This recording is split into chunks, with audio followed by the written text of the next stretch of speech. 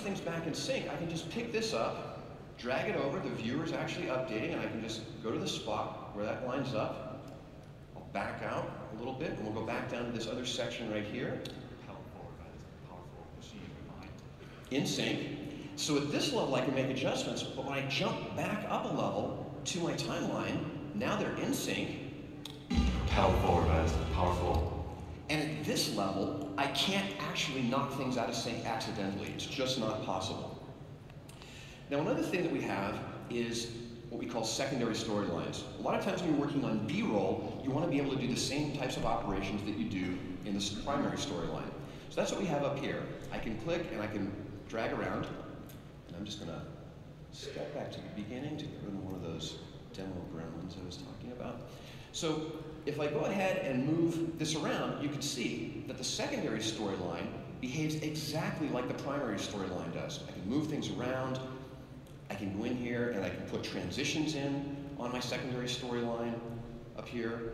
I can even pick this up and move it around as a little group up above. So it makes it really easy to actually do edits in your B-roll really easily without having to cobble things in little tiny pieces together in a whole bunch of different tracks.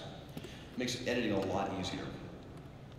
Let's jump a little bit earlier in the timeline here, and I'll zoom in.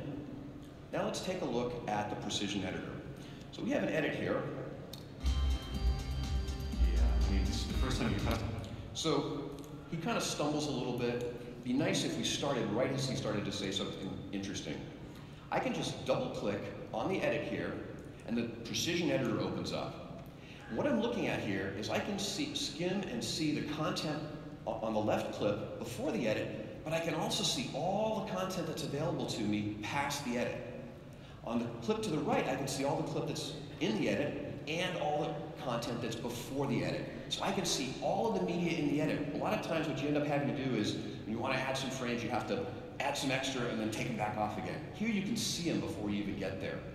And I can move this around, I can grab either side of the edit to move things around. I can roll the edit by just grabbing the center. And I'm doing everything using the mouse here because that works well for a demonstration, but everything I'm doing here can be driven from the keyboard.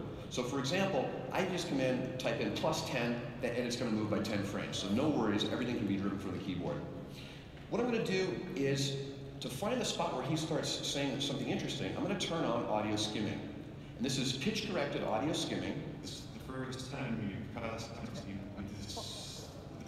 The first. So right here, when he says the first, I can just skim to that.